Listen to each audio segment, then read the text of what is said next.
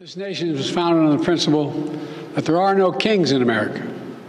Each of us is equal before the law. No one is above the law, not even the President of the United States. With today's Supreme Court decision on presidential immunity, that fundamentally changed. For all practical purposes, today's decision almost certainly means that there are virtually no limits on what a president can do. This is a fundamentally new principle, and it's a dangerous precedent, because the power of the office will no longer be constrained by the law, even including the Supreme Court of the United States. The only limits will be self-imposed by the president alone. I really don't know what he said at the end of that sentence. I don't think he knows what he said. I did not expect that they would do this. And they, Donald Trump and his counsel asked for this 100% absolute immunity thing, which was insane. I would say they got 105% of what they were asking for.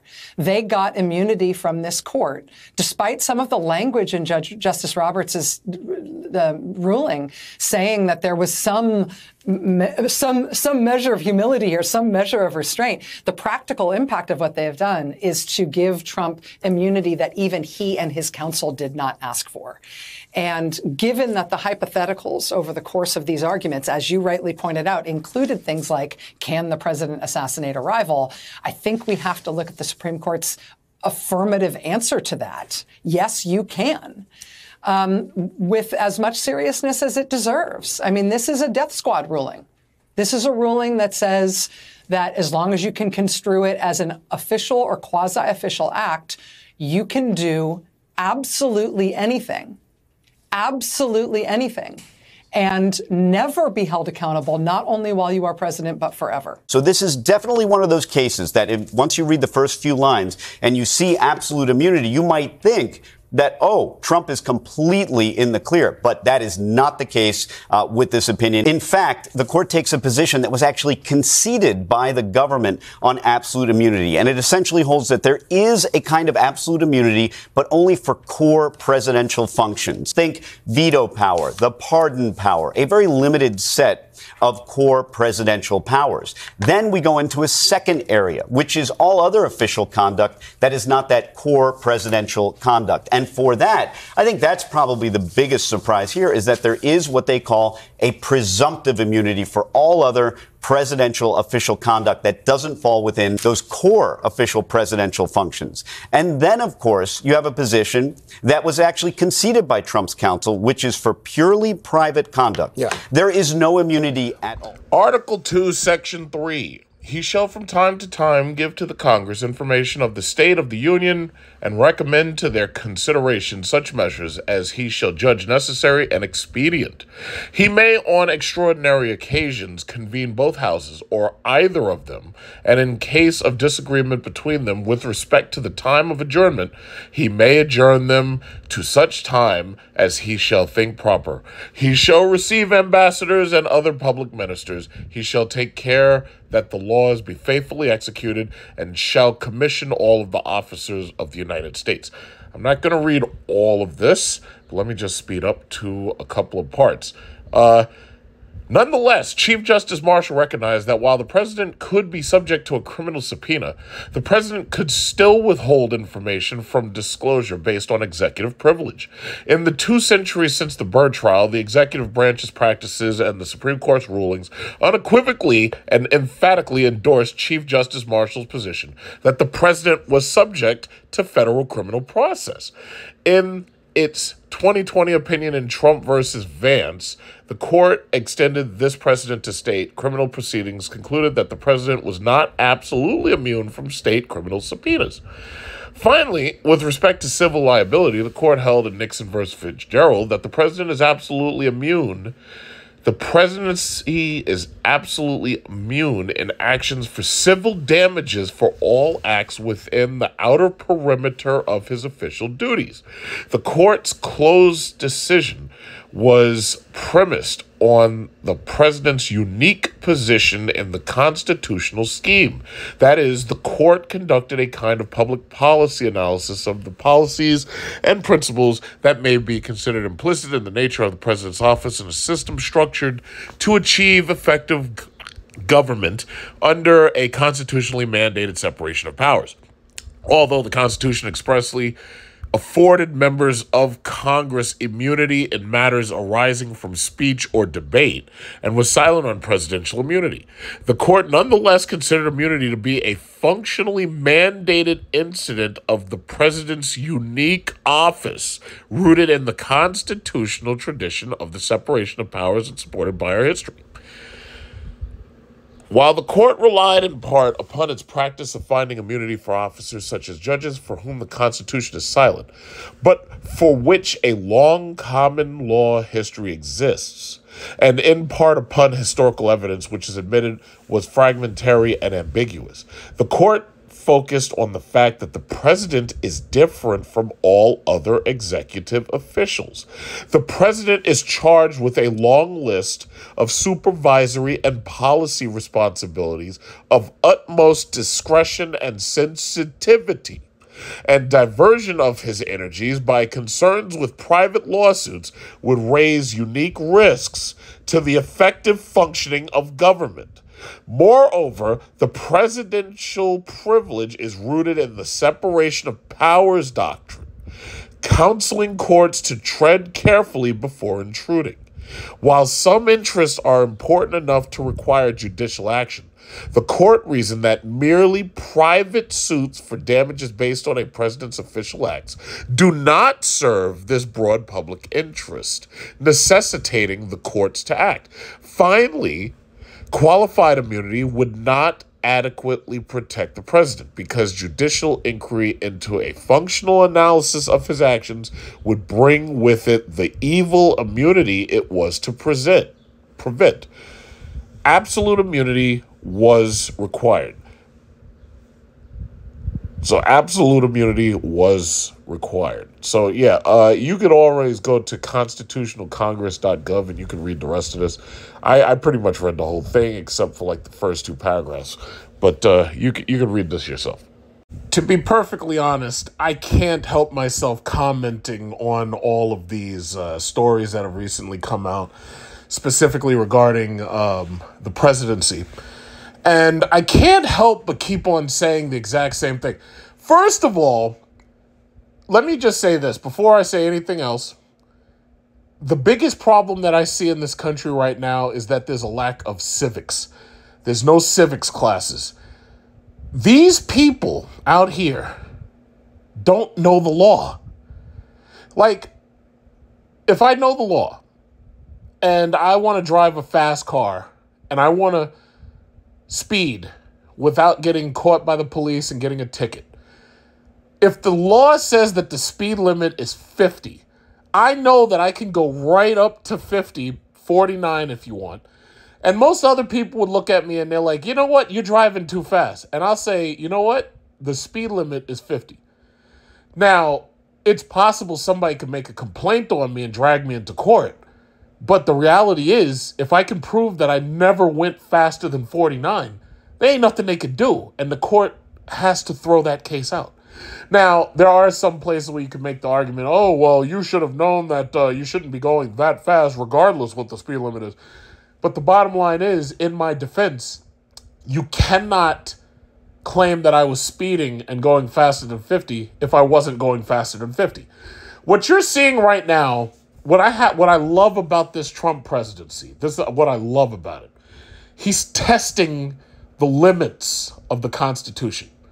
Now, I've said this a million times. These people don't know the law.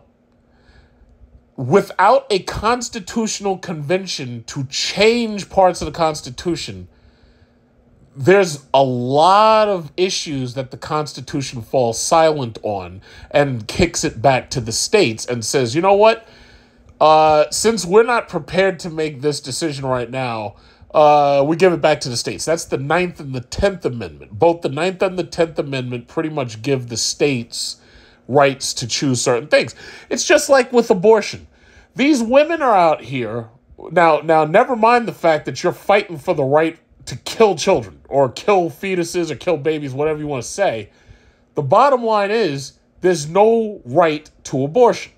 Oh, but you can have a bump stock and an AR-15, but I can't have rights over my body? Well, there's two issues there. Number one, we do have a right to the Second Amendment to bear arms.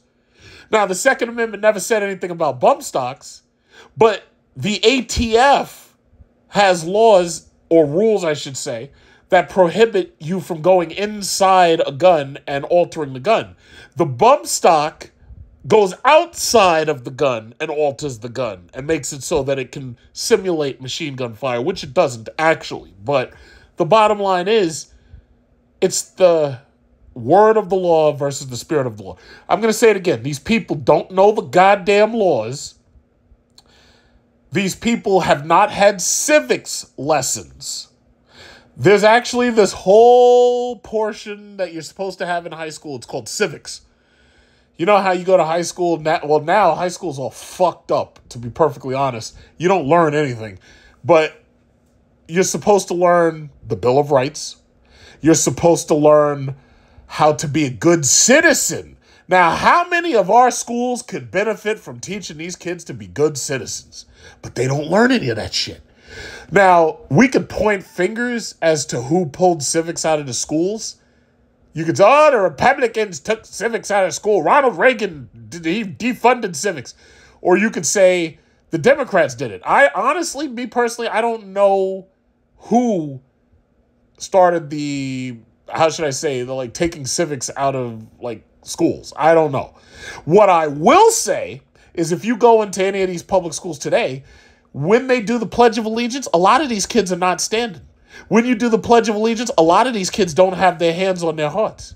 When you do the national anthem, a lot of these kids are sitting in their seats. They're not singing. They're not pledging. They're not doing shit except sitting on their phone watching TikTok. And that's the truth. If I snuck a camera into a school, I guarantee you I could prove it randomly. Now, all schools are not like that. There are private schools that force you to get up and stand up and do all that stuff. But a lot of these public schools, they don't. And these kids, see the whole, like when I was a kid, when I was in school, we had to stand up, we had to do the Pledge of Allegiance, we had to say the national anthem. One of the things that Trump attacked Obama on was the fact that he didn't do either, or when he was doing it, he didn't look like he was into it. Like, Trump would stand there with his hand over his heart during the national anthem. But that's wrong. Your hand's not supposed to be on your heart for the national anthem. Now, if you want to put it there, you have every right to do that because you have a First Amendment right to do it. But here's another thing. You can't be forced in America to say the Pledge of Allegiance simply because you can't be forced to pledge allegiance to anybody. That's part of your First Amendment right. You have a right not to stand up and say it.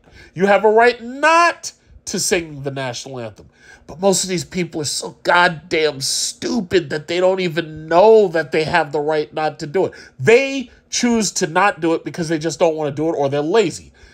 They're not doing it out of protest. They're doing it just because they're lazy and they don't want to do it. Then there are some people who are doing it out of protest. Maybe there's some people who hate America. But guess what? That's their right. They actually have a First Amendment right that's protected under the Constitution to hate America. They have that right. Let me tell you something. Before I go on, because I love ranting, every time, like, I say something critical of America, there's always some asshole online that's like, oh, yeah, well, why don't you pack your bags and leave? Well, usually, and this is a secret, but I usually cock my Desert Eagle at my computer is there, my Desert Eagle's there, and I cock that shit, and I'll be like, yeah, I type, why don't you come make me pack my bags? Yeah, that's a secret. Don't tell anybody. But the bottom line is, you don't have a right to force anybody to do anything. You really don't. The First Amendment makes it so that people have a right to free expression.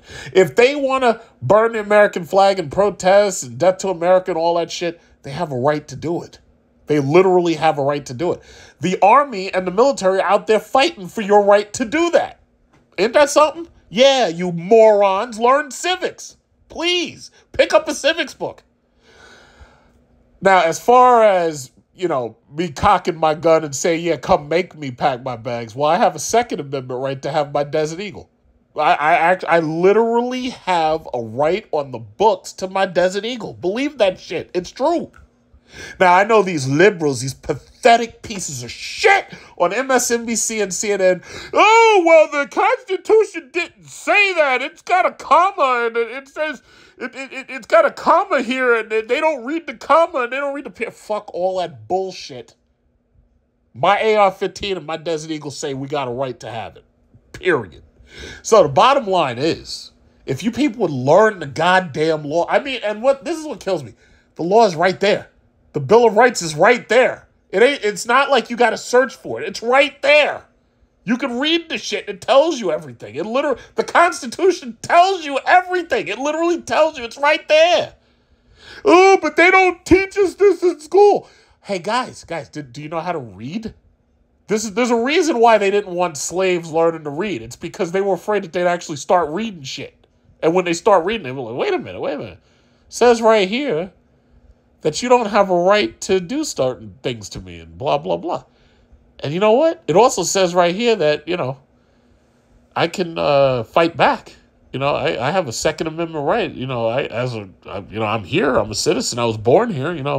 I could get a musket just like you and blow your goddamn head off. But that's the story for another time. So obviously, they had to do lots of infringing of these people's rights to keep them in slavery and whatnot. But bottom line, that's another story for another time. We're here to talk about presidential immunity. Now, long time ago, and you know what the funny thing about these pathetic liberals is, and I'm going to say it just like this. I don't care about the color issue. When Obama was president, nobody complained about any of this shit. When Obama was, you remember how they were talking about how many drone strikes this man launched on foreign soil and blowing up entire families just to get like one or two guys killing terrorists with drone strikes? You remember how Obama, supposedly he used SEAL Team 6 and he killed Osama bin Laden with SEAL Team 6 and never even presented the body to us? The body of Osama bin Laden was evidence. He flushed it down the ocean just like in Goodfellas when they flushed the cocaine down the toilet. So wait a minute. You want me to believe everything you've said, but you're not going to present any evidence to actually allow me to see with my own eyes. Now, I'm not saying that you have to show his head blown open on front page news, even though I would have really enjoyed that. I'm not really saying that you had to do that. I'm just saying, how do you get away with flushing evidence down the toilet? Do you realize that even after JFK's assassination, all the pieces of his head and brain, that was evidence.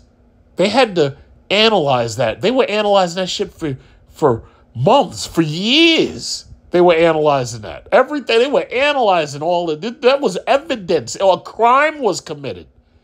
Obama, however, we flushed him down the ocean and blah, blah, blah, and I'm just going to... And it's so sad. At one point, I heard Sean Hannity actually mention that. It's like, wait a minute, where's the body? You're supposed to show this.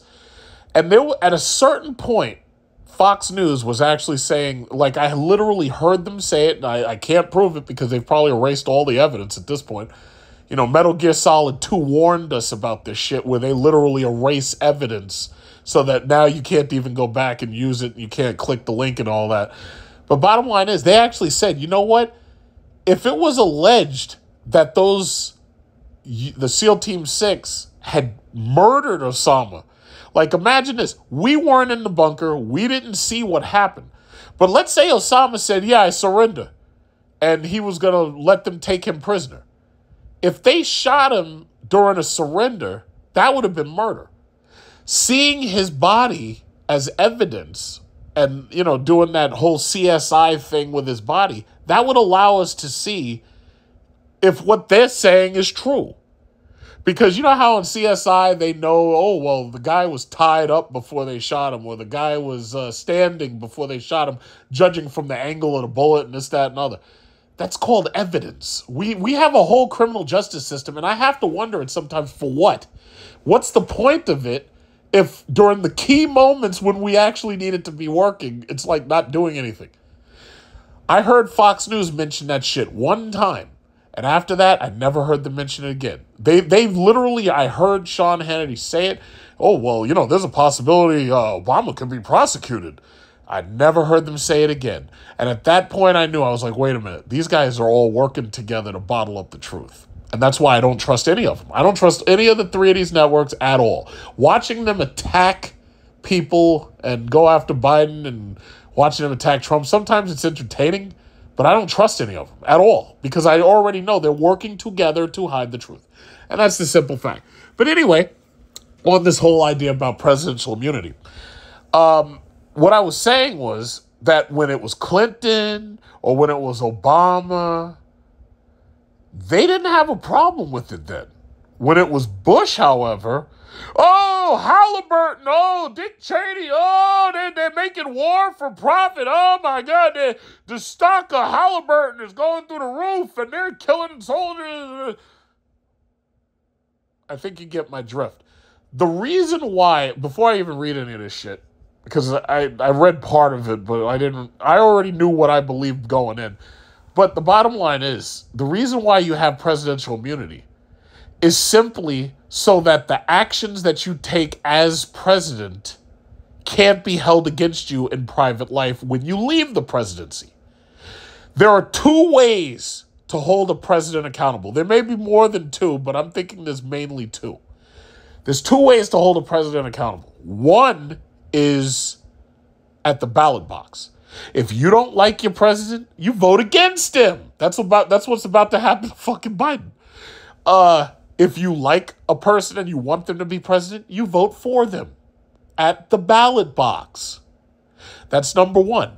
The same, like, how people are like, oh yeah, well, we need term limits on these congressmen.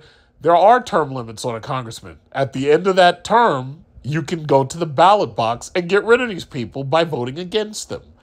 I'm sure you can think of Congress people who've lost their jobs by being voted out and having somebody else take their place. I'm sure you can think of it. I could think of one case, not of a congressperson, but I could think of, what was his name? George H.W. Bush. He lost his chance for a second term to Bill Clinton. It happens. I could basically think of another one. Joe Biden, he's about to lose his presidency, and I don't even know if he's going to lose it to Trump. He may lose his presidency to the DNC, which I might talk a little bit about that later. But the bottom line is, the reason why a president has immunity is because a lot of the shit that a president is going to do, you could be prosecuted for it criminally in private life if you didn't have immunity. That's why a president has immunity. So one way is at the ballot box. The second way is impeachment. Yes, a president can be impeached. We just saw recently they impeached Trump twice. One for absolute bullshit, quid pro quo. Here's my thing. Of all of the wheeling and dealing that has gone down to send weapons to Israel and have sent weapons to Ukraine, you're telling me that at no point there was quid pro quo? Quid pro quo means you do something for me, I do something for you. This for that. That's what it literally means. You're telling me that none of that happened? Oh, but somebody heard Trump's quid pro quo, but they didn't hear Biden's quid pro quo. Do you believe that? Do you want me to believe that? Because I don't believe it. So the bottom line is that first impeachment was a joke as far as I'm concerned. These Democrats, these liberals, they have been determined to destroy Trump from day one.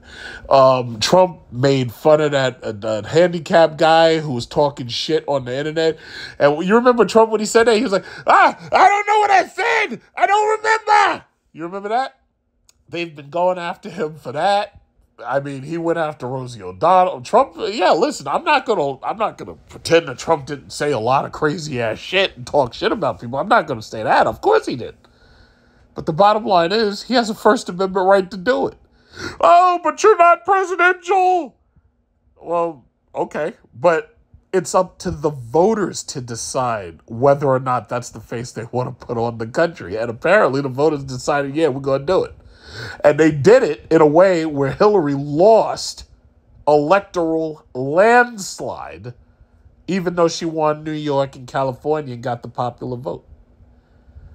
And she still lost a gigantic percentage of that vote that Obama had won in 2008. So the reality is the Democrats have been losing voters for a while. I don't know if it's just the people who've been moving out of California and say, yeah, I can't take these taxes, and I'm tired of seeing these homeless people with these tents shitting in front of my house, literally human shit on the ground. Maybe that was it. I don't know. But the bottom line is the Democrats have been losing votes for a long time. With Hillary, I'm going to say it again.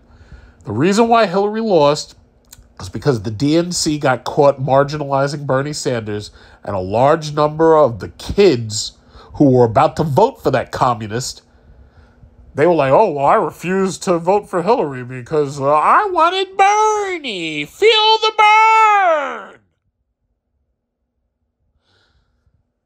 They're about... Sorry. I have my ceiling fan on. It's a little bit cold in here. But anyway, they're about to do the exact same thing to Joe Biden. Apparently, Kamala Harris can't be on the ticket with Gavin Newsom, which they're trying to prop this guy up. Now, I don't know how Gavin Newsom can run despite the fact that California is an absolute shithole and there's no good record there whatsoever. But they're trying to prop this guy Gavin Newsom up. Apparently, him and Kamala can't be on that ticket together, and they certainly can't put him at the top of it because Kamala is the vice president. Suppose I heard somebody say Kamala would have to run and then select him as the VP or something like that. Bottom line is, these people have lied to us and lied to us and lied to us, and they told us Biden was okay. Everything, he's fit as a fiddle. Then when we got that debate, it was like watching an Apple product being unveiled, like a brand new iPhone. Everybody saw the exact same thing at the exact same time.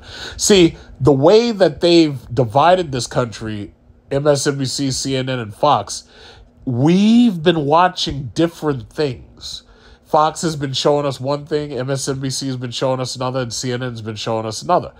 But when they did that debate, we all saw the exact same thing at the exact same time. We saw an old man unfit for office. And the libs, like Nancy Pelosi, she's trying to do damage control. Now, never mind the fact that Nancy Pelosi should be under indictment for insider trading over NVIDIA. Never mind that. Well, why are we talking about Biden? Why aren't we talking about Trump? I mean, here's the man, he gave us a good presidency, and then you got this other guy who's a madman, and he's trying to destroy everybody. And I've been watching this shit all day long. I've been watching video after video after video of commentary, and it's like, I've been screaming at my fucking phone and yelling at my computer, and now's the time when I regurgitate all the shit that I saw. Nancy Pelosi was on one of these shows. It sounded like she had no teeth. And why are we talking about Biden? We should be talking about Trump. He's a clear and present danger to democracy. I can't think of a larger danger to democracy than a political party that is trying to literally take people off the ballot so that I don't have the ability to vote for them. If the Democrats had the ability, they would have taken Trump off the ballot so that I couldn't vote for him. You remember that whole thing about, he's an insurrectionist, the 14th Amendment won't allow him to run. These idiots didn't even bother reading it. The 14th Amendment was there to stop Confederates from running for office, and it didn't apply to the presidency, partially because of this whole idea about presidential immunity. It didn't apply to the presidency. The Constitution basically allows the people to vote for whoever they want to vote for by majority to be president. That's what it does. Now, me personally, if it was up to me, I would make it so you're not allowed to be president unless you've been a governor for at least like one term. But the Constitution doesn't say that. The Constitution allows anybody, natural-born citizen above a certain age, to run for president. Doesn't say anything about criminal convictions. Doesn't say anything about insurrection. It doesn't say anything about that. Now, somebody might argue, oh, well, they couldn't see that far. They did see that far. They fucking saw the goddamn Civil War. They could see that far. And they still didn't say anything about that. You know why? Because they basically made it so that the presidency can change with the country. That's what they did. They basically... I know a lot of people... There are a lot of people in this country right now who haven't learned civics. They have no respect for the Constitution. But I have to say, the longer this goes on, and the more I learn, especially watching Rachel Maddow breaking down crying and shit on MSNBC, I respect the Constitution more and more as I see what's happening. Because I really see that they put so much thought into this. They were like, wait a minute. They were like, a lot of these people ain't shit. And given the ability, they'll come and attack this office, and they'll try to tear this office down. There's a reason why they wrote the Constitution the way they did, and there's a reason why they separated the powers the way they did. Look at the Supreme Court. Oh, the Supreme Court! They're out of control! Oh, they need a... Why do you think they made it so that Supreme Court justices are justices for life? Why do you think they did that? They did that to make sure that there'd be no retribution against them politically. You remember when Obama was in office and he was chiding the Supreme Court? That was the term I heard them use. You remember that? Well, the Supreme Court, like, they're not supposed to be chastised. They're not supposed to be chided. Obama didn't give a fuck. He just went out. He said some things about this. Oh, yeah, well, you really ought to rethink this and blah, blah, blah. And that was during the State of the Union. That was during the State of the Union. They were sitting there, and he's chiding them. Now, John Roberts, in my opinion, never should have allowed Obamacare to be law, but John Roberts argued that Obamacare was a tax. Bottom line is, wait a minute, if it's a tax, how the fuck does that mean that you're giving me health care? Because it's not. But John Roberts did his thing, and, you know, when Trump got into office, Trump struck down the Obamacare mandate. And that actually allowed a lot of people to get more money back into their pocket. Because the thing about it is, that was an unconstitutional thing. The government has no right to force you to do anything. The government has no right to force you to have health care. The first couple of rights on the Bill of Rights, those are negative rights for the government. I have the First Amendment. Congress shall make no law. The Second Amendment, right to bear arms. The right of the people to keep and bear arms shall not be infringed. I know there's a comment, a period, and all that shit, and the liberals will say some stupid shit, but the bottom line is, those are negative rights. Think about the third right. You can't put soldiers in my house. That's not affecting me. That's affecting you. It's something you can't do. You can't put soldiers in my house. What's the fourth one? You can't search my shit and seize my shit. You can't do that. Those are negative rights. But y'all don't know the civics. Some people know it, but a lot of people don't. You have to understand, a lot of these people do not know the law. A lot of these people do not know the law. And a lot of these MSNBC and CNN watchers, a lot of these people do not know the law. These people think impeachment means that you just take a president and get rid of him. Like, they don't even know. No, you idiots. Impeachment means that you bring charges against the president. So, I've been ranting for a little while. I don't know how long I've been ranting. Because, man, let me tell you something. I feel like Trump right now. I feel ready to... right now, it's fucking 11:13. I feel like going to a debate and doing a debate against Biden right fucking now. I feel like I could filibuster the Congress for a day and a half. I feel... Right now, I could go... I don't even need no coffee. Right now, I feel like if you gave me a podium and a microphone, and you put me in the middle of that Congress right now, like I right now I'm dirty and stanky, and I could take a shower right now. I could go right in the middle of that Congress, tear them motherfuckers up all goddamn week long. I feel like I feel ready to fight. But, it's like 11:13. I'm supposed to go to sleep and everything. But let me tell you something. If I could, I'd be right there filibustering right now. And I could do it. Let me tell you something. If Biden couldn't handle Trump for 3 hours, oh, man, wait till you get a load of me. I would stand right there with Biden and we do another debate right now, 12 a.m., And I'd put that old man into cardiac arrest. There'd be nothing man, I could go forever. I feel like the Energizer Bunny. But anyway, obviously I can't do all that because, I'm pre-recording this, you gotta upload this to YouTube and everything. So anyway, I think I've ranted long enough. What does presidential immunity ruling mean for presidential power, democratic norms? So, first of all, as far as I'm concerned, there is no threat to the Constitution here. This is what the Constitution says.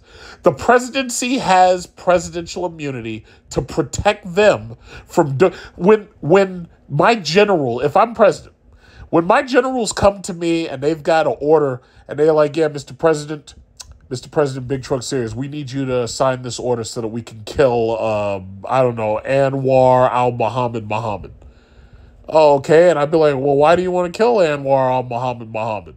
And they'd be like, well, we got to kill him because he's a threat to national security. This guy he's planning to put bombs in the titty bars that we've set up for the soldiers. Oh, okay, here you go. Here's my signature. Next thing you know, Anwar Muhammad gets blown the fuck up. Well, if I don't have presidential immunity, somebody might try to come at me later and say, yeah, well, you committed murder. Right? That's what this is for. How about if I put sanctions on a country like Venezuela and make it so that they can't sell their oil and I starve their population into submission? How about that? How about if there's right now there's a Venezuelan mama and she's got like 3 or 4 kids because she's uneducated and all she could do is stay home with her husband and get pregnant. And right now that poor woman is suffering and she's starving and she'd do anything for a ham sandwich. And she's starving because I put sanctions on her country to make it so that they can't sell their oil. And I was like, oh, well, you know what? We're not going to buy oil from them people. We're going to buy it from Saudi Arabia. So even though Venezuela's like right here, we're going to ignore these people. We're going to starve the shit out of these people because we don't like them. And we're going to buy oil from Saudi Arabia. And that poor woman and women just like her, they're gonna be in their little huts with no electricity, bare, dirty feet. And their husbands are going to be there trying to protect them because, everybody's poor and, the family might get robbed. And all she's going to do is, try to survive, but she's going to stay pregnant a lot because they ain't got nothing else to do except have sex. But my sanctions are destroying her and her husband's life. Well, guess what? When I get out of office, there's always the possibility somebody might come at me and say, hey, we have a warrant for your arrest, Mr. President, because you starved these people into submission. And this poor woman wants to sue you in court because your presidential action starved her whole family and they all had to sell themselves just so that they could get a tuna fish sandwich. That's why we have presidential immunity. How about if my name was Barack Obama? How about if I had predator drones flying around like hornets and mosquitoes, blowing every goddamn thing up just cause, and I'm just sending out drones. Oh, they'd be like, oh, Mr. President, we need you to sign this order right here because we want to blow something up. I don't even look at it. Here's my signature. Here you go, right there. Now, do you remember, because I love the movie references. I love them. You remember in Independence Day 4, there was something that always stuck with me. You remember when the National Security Advisor was questioned by the president because they showed him Area 51. He was like, where do you get funding for this? Why didn't I know about this? 2 words, Mr. President. Plausible deniability. If they don't tell you about Area 51, then you can't deny it because you don't know if it exists or not, right? Now imagine if they asked the president point blank, hey, is there Area 51? And the president says, no. And the president didn't know that there is an Area 51. Well, guess what? Because of plausible deniability, I can always stand there later and be like, I didn't know that there was Area 51. There's an Area 51, but I didn't know because they didn't tell me. Right? Plausible deniability. Now, imagine if there is an Area 51 and you ask me, Mr. President, is there an Area 51? And then I say, no. But I know that there is an Area 51. Well, guess what? There's always a possibility that somebody might say, well, yeah, the president lied. We need to impeach him because he lied to Congress about Area 51. Well, guess what? You know how I get out of that one? It's very simple. 2 more words. National security. They've made so many movies. You remember Harrison Ford, Clear and Present Danger? You remember how they showed how the president could declare war on the Colombian drug cartels and blow up shit. They didn't have the Predator drones, but they had the F-18, and they flew over the Colombian drug lord's house, and they had the ground team had a laser marker, and they lased his house, and then they dropped that bomb, and the bomb fell through the clouds, and then at the last minute, oh shit, there's women and children here. Uh-oh. But the laser had already marked the target, and the bomb was already on its way. Yeah, Mr. President, you blew up a Colombian drug cartel and his family, and you killed innocent women and children. I'd be like, well, that drug lord, he was a clear... I want you to pay attention to this, because the Constitution, if I'm president right now, let's say if I'm president, the Constitution gives me the right to kill anybody as long as I can prove that they are a clear and present danger to the national security of the United States of America. Do you understand where I'm going with this? If you point out somebody and you're like, yeah, this is Malaki Muhammad, and he's planning to blow up the Sears Tower. I can kill Malaki Muhammad. I can kill him, and you can't prosecute me because every step that I took to kill Malaki Muhammad was because of national security. Do you understand this? I've known this for some time. Now I do know there's a lot of these new Generation Z kids and these Generation Alpha kids who are right now in school watching TikTok, not paying attention to their teacher. I understand that. Bottom line is, I've known this since I was a kid because I actually went to school and paid attention in school because we didn't have cell phones so that we didn't pay attention. So I actually listened to everything that they were telling us. I was like, wow, you know what? That's amazing. You can kill people and you can just justify it by saying it was national security. That's amazing. But that's what presidential immunity is. It's the ability to do shit as president and not be prosecuted for it. Because if you didn't have presidential immunity, as soon as you left office, somebody could come after you and try to charge you for the shit that you did as president. How about that? Amazing. But you know what? I just want you to keep in mind. Most of these people don't know civics. They don't know the law. And even when you have people try to explain it, these videos get almost no views. Like the video that I made about that horrendous debate performance, I think about 3,000 views, something like that. Nobody, and that's just what it is. What you have is you have a bunch of citizens ranting and raving, but no matter how helpful the information that we give is, it doesn't matter.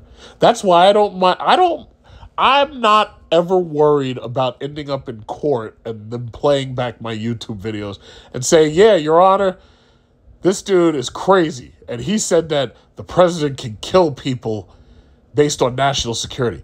Well, if that ever happened, the first thing I'm going to do is say, yeah, Your Honor, could I please borrow your Constitution for a second? Because I'm going to literally point out where it says that.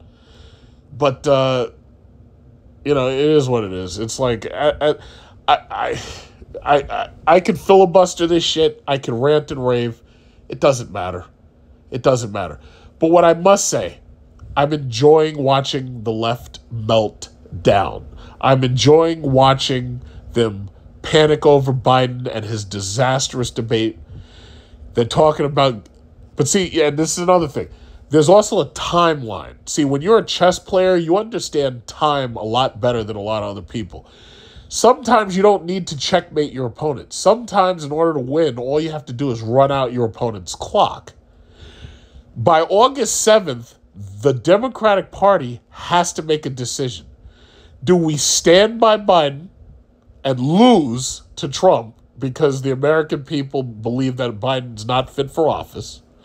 Or do we try to swap this guy off this ticket and hope that everybody understands why we did it and most likely end up losing to Donald Trump in November, even though this is a Hail Mary attempt to get these people to, you know, back us?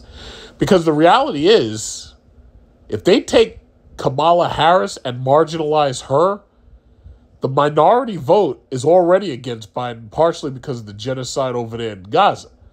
If they get rid of Kamala Harris, you're going to watch your black female supporters peel off. A lot of them won't vote. They're terrified. The Democrats have put themselves into a corner. They are terrified at this point. They know that they've put themselves into a corner. They know that Trump is a goddamn steamroller. Trump is a meme. Trump is a force of reckoning, which is testing the Constitution and its limits. Testing it. It almost feels like they're testing the public to see whether or not you pay attention to the law and understand enough of the Constitution to see whether or not what he's doing is legal or not legal. But the bottom line is, they know that they can't beat this guy. There was a part in the movie Judge Dredd 3D where Judge Dredd gives his speech, yeah, I'm the law, and tells them where he is, and they come to try to kill Dredd, and then he goes to another level of the building. He fires a napalm round down on them and burns them all up. And then these guys are watching their henchmen. They're watching them burning up on live video, and they're like, how the fuck are we going to stop this guy? How the fuck are we going to stop this guy? Hillary couldn't figure it out back during those debates. During that first debate, Hillary walks in there looking presidential and trying to, you know, abide by the rules that they set up. Guess what? The Constitution didn't set up no rules about no goddamn debate. That's why you're at a loss. You're trying to set up rules that the law didn't set up. There are no debate rules. You set those up. Constitution didn't say nothing about that. Constitution doesn't even say that you have to have debates. That's some shit that this disastrous two-party system set up. The Constitution doesn't say shit about no debate. Doesn't say nothing about that. That's something we invented. Now, the Constitution says, yeah, you got to have a State of the Union, and from time to time, the president should come to tell everybody how everything's going with the Union. But it didn't say nothing about no damn debate. They set it up, and they destroyed Biden. CNN, I'm starting to think that this was a setup. CNN exposed Biden. They exposed that the emperor had no clothes. That's what they've done. And the left has panicked themselves into a panic. And that's all they could do. So anyway, I'm not going to read any of this. I thought I was going to read it. Justice Sonia Sotomayor delivered a strong dissenting opinion, saying the ruling reshapes the presidency. No, it doesn't. You may be a Supreme Court justice, but I understand the Constitution. It didn't reshape anything. It did exactly what it was supposed to do. Supreme Court Justice Sotomayor. No, it didn't reshape anything. This is what it was. This is what was written. Anyway, a king above the law. It makes the president a king above the law. No, it does not. There are two ways to hold the president accountable. One at the ballot box, and the other one is impeachment. You can't vote a king out. So right there, it doesn't make him a king. Number two, you can't impeach a king. Impeachment is to bring those charges against a sitting president or official.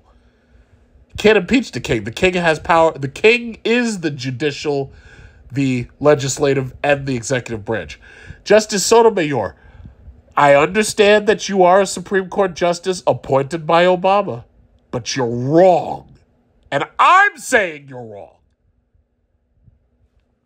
That's it. Now, oh, well, who's he? He's nothing. You're nothing. Guess what? I'm a goddamn tax-paying American citizen. That's who I am. Who else? Let's see who else.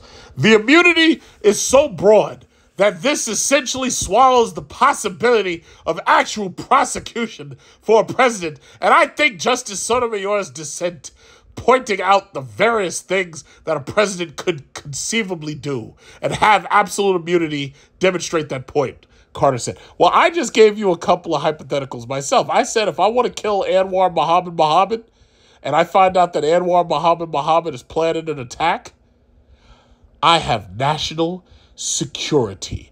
As the President of the United States, I took action against Anwar Muhammad because I found out that he was about to launch attacks against the American public that threatened our national security. That's how it sounds. That's all you got to say. National security. Anwar Muhammad was a clear and present danger to the American people. That's president. Now you know what's crazy? That is presidential.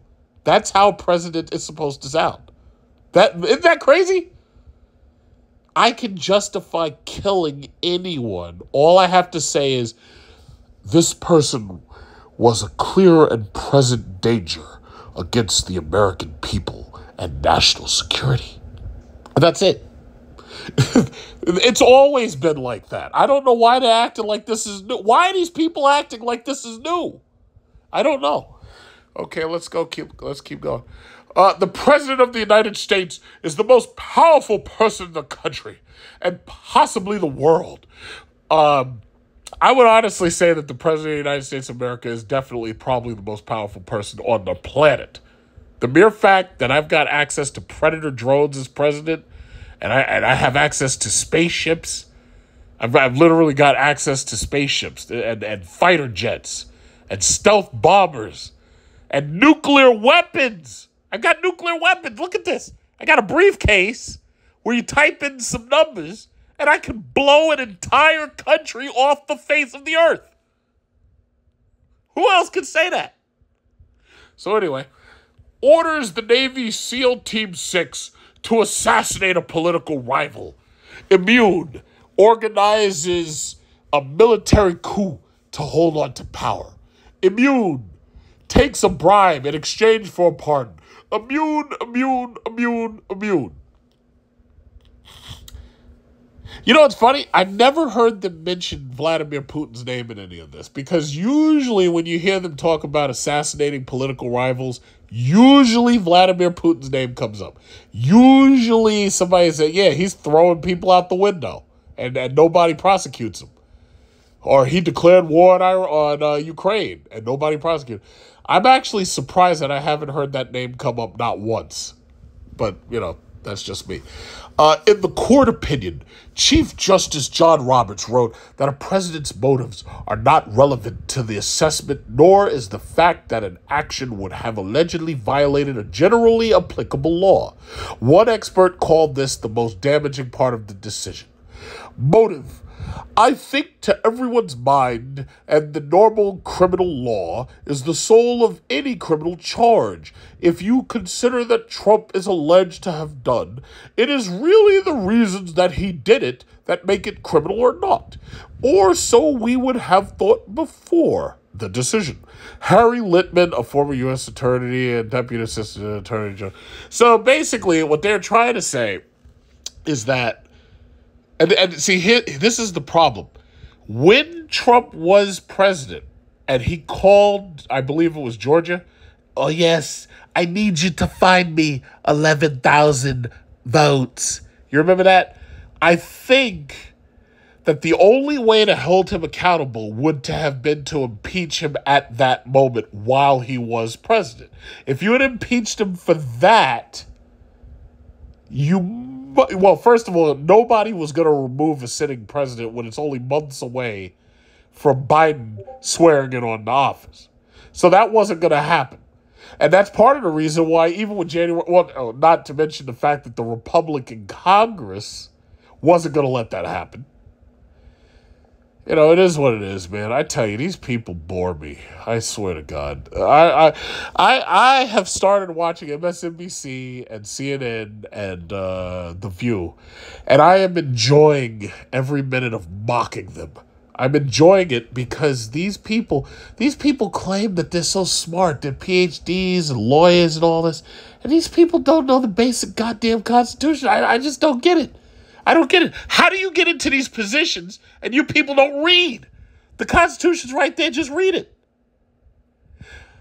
But there is another issue. Maybe they don't believe that it says what it says. And that's the scary thing about it. Like, if we're both reading the Constitution and I'm telling you that the Second Amendment says I'm allowed to have my AR-15, but you're telling me that it doesn't, that could actually be a problem. Maybe we're reading the law and we're not seeing the same thing. But that's what the Supreme Court is for. The Supreme Court is there to interpret whether or not laws are constitutional or not. I'm tired. I'm tired of these people. I really am. I'm really tired of these people. Let me tell you this. I am very happy with the Supreme Court. I'm very happy with their recent rulings. I'm happy that they kicked abortion back to the states' rights to decide, and they took away the federal power because I feel that the federal government overstepped its boundaries. I am happy that the Supreme Court said that states just like here in New York, which I believe the issue of permits for guns, I believe it was changed from a may issue state to a shall issue state. I could have that backwards. No. It went from may issue to shall issue. So basically, I had to apply for my rights to bear arms. But now, oh no, I have the right that I was promised to bear arms. So you have these states that tried to, how should I say, undermine the Constitution by telling me that, oh yeah, well, you don't have a right to arm yourself. Oh, fuck yeah, I do. It says right here in the Constitution, it says Second Amendment. Yes, I do. Desert Eagle, AR-15, SCAR-20, SOCOM, MK-2345's ACP. I get whatever the hell I want, and you can't stop me.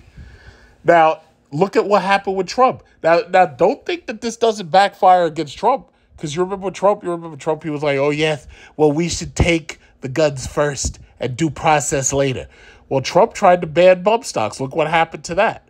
Trump banned bump stocks. The Supreme Court overturned it because the law said, oh, you're allowed to externally modify a weapon, but you can't internally modify a weapon to be a machine gun. You can't do that. You know, it backfired. Listen, I'm going to say it again. I'm completely happy with the Supreme Court. And I want to send a special shout out to Uncle Ruckus. I mean, Justice Clarence Thomas. Justice Clarence Thomas is the most powerful black man on earth. You understand that? I know most people won't agree, but yes, he is. He is Supreme Court Justice for life. The man, he's the man. You remember how the libs tried to stop him, and they brought up these stories about pubic hairs on Coke cans and all that nonsense? This man is Supreme Court Justice for life.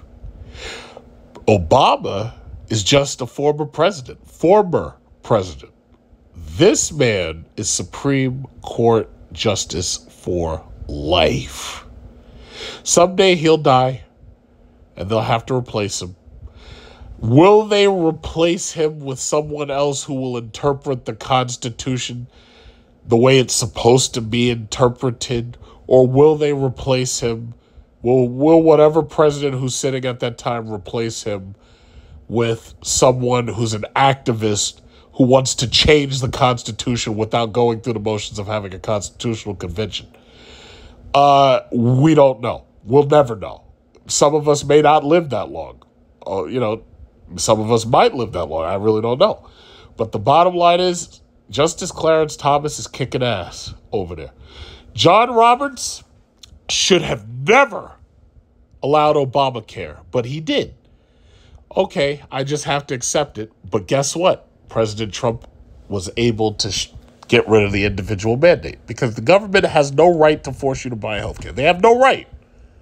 The Constitution literally tells you they have no right to force you to do anything. The government has no right to do that.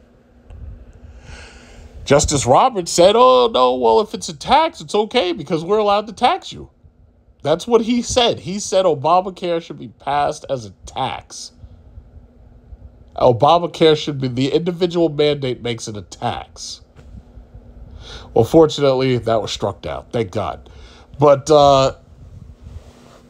this whole thing about abortion and all that, listen. If you're not going to change the laws the right way, if you're not going to have a constitutional convention, then we will continue to argue about laws that are pretty much exact as they are. Now, granted, you can change them, but you got to do it the right way. Constitutional Convention, you need, what is it?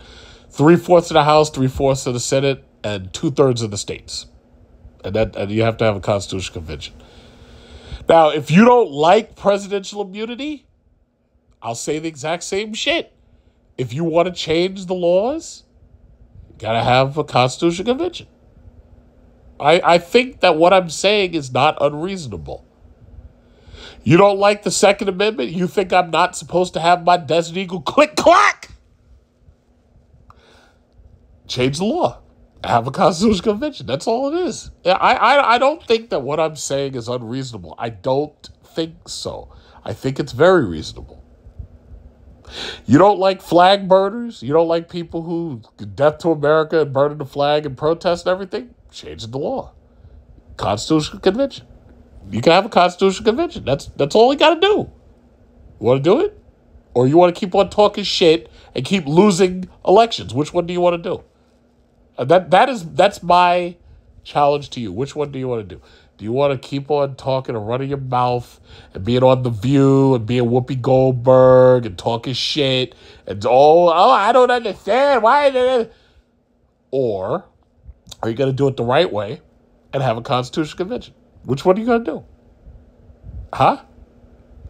I don't think that what I'm saying is unreasonable. I really don't. Now, maybe I'm wrong. And maybe, because, there's a lot of people who don't like what I'm saying. First of all, there's a lot of people who don't like the fact that I understand it enough to be saying what I'm saying. They thought that all they had to do was introduce TikTok and they'd make me so fucking stupid that I wouldn't be able to count to 10 without taking off my shoes. Unfortunately, you didn't catch me. My generation, we were in school. We actually learned stuff. But, yeah, it is what it is. So, there's some people who know, why are you so obsessed with this? Why? Because it's my government. I pay taxes to these fuckers. It's my government. And, I pay attention to it. I can't, first of all, I can turn on my TV, I can watch it. Oh, why are you so obsessed with this? Why are you so obsessed with Biden? Your obsession with Biden's he's gonna win. No, he's not. I don't think he's gonna make it past that Democratic convention, honestly. But that remains to be seen. Why are you so obsessed with this?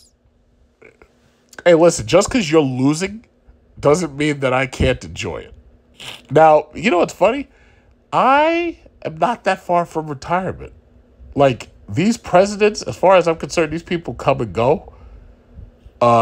They'll fuck up the economy, but I have options. It's like, if I have to, I'll move to the Philippines. I'll move to a condo in Thailand or some shit. And I'll live there.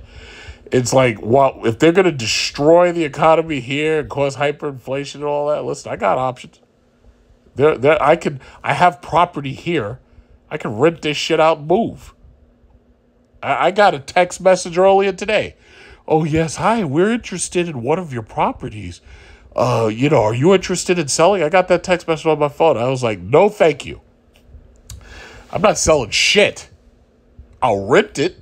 You can live in one of these houses. I don't care. I'll pack all of my shit into the basement. You can rent the top 2 floors. That's fine. But I'm not selling nothing. No. These people have destroyed the economy so much that it's almost impossible for most regular people to buy any property at this point. So why would I sell what I have? Oh, no. So why are you so obsessed with... I watch these people like a hawk. These people are the government, and everything that they're doing affects my wallet. It's the economy, stupid. So, yeah, I am paying attention to what they're doing. And I'll say it again. Let me tell you something. It's 11:45 right now. If they called me up and say, yeah, we want you to go debate Biden right now at 1 o'clock a.m., I'm ready to go. I'm ready to go right now. You can feel the energy in my voice. I'm ready to get up right now. If I had to debate Trump, I could do it. That would be really fun. I'll say it like that. I mean, the mere fact that I could be here talking to myself, recording a video, lets you know that I got the energy. I could take these people on. I could take both of them on simultaneously. But we don't get opportunities like that. Like those old men. I put both of them in the ground, like cardiac arrest. They wouldn't be able to handle that. Are you kidding? Shit. Are you kidding? I'd be screaming at the top of my lungs at them. The emperor has no clothes. Blah blah blah. They'd lose their minds. Well, poor Biden, he already lost his. His brain is mush. And old Trump, he'd be staring at me like I'm crazy. And I'd be staring at him like he's crazy. And we'll just go back and forth. In fact, he'd probably try to make me his vice president. But I don't know.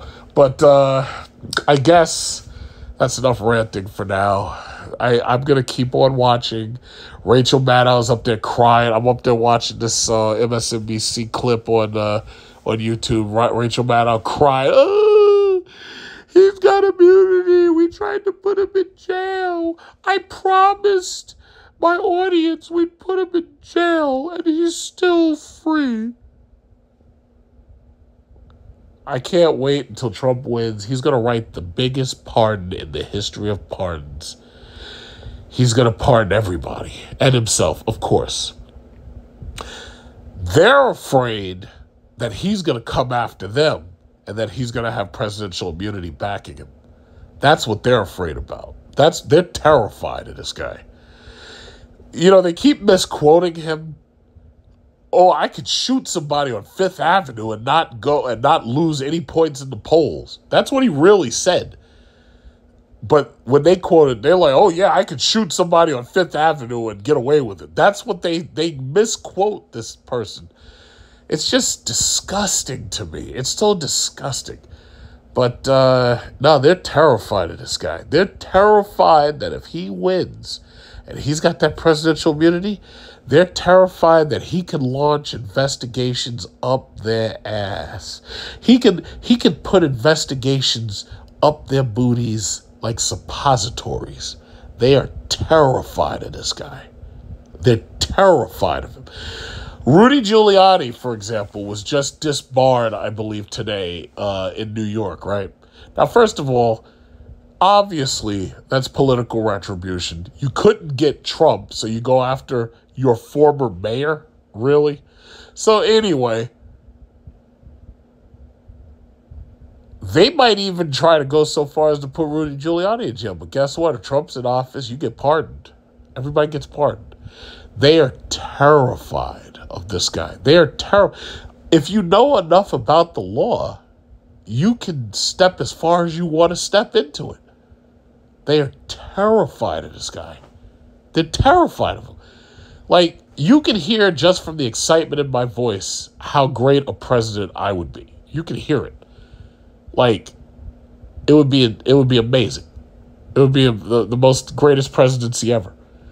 But they wouldn't dare mess with me because they know it's like, wait a minute, this dude understands just how far he can go, and he'll come after us if we mess with him. That's what it is. So that's all I had to say. To be continued.